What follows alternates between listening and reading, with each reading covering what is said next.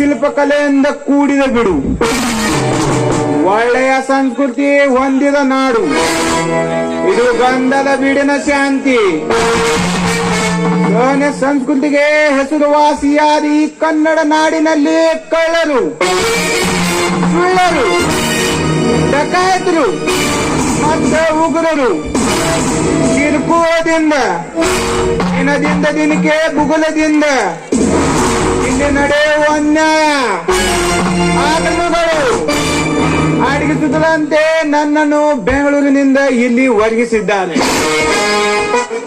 ಇದೇ ಊರಿನಲ್ಲಿ ಅದ್ಯಾವನೋ ಕಾಳಿಂಗ ನೇಮ ಶ್ರೀಮಂತಿಕೆಯ ಸೊಕ್ಕಿನಿಂದ ಮರೆಯುತ್ತಾನಂತೆ. ಅಲ್ಲದೆ ಮಾದಕ ವಸ್ತುಗಳು ವ್ಯವಹಾರವೂ ಇದಂತೆ. ಇಂಥವರಿಗೆ ಕತ್ತಲ ಕೋಣೆಯಲ್ಲಿ ಒಯ್ದು ನಮ್ಮ ಲಾಠಿಯ ಕೈ ರುಚಿ ತೋರಿಸಿ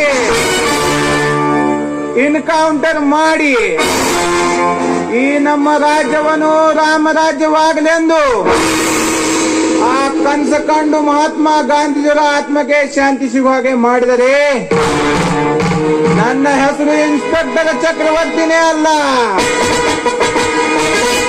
ಪಿಸಿ ನಡೆದು ಹೋಗೋಣ.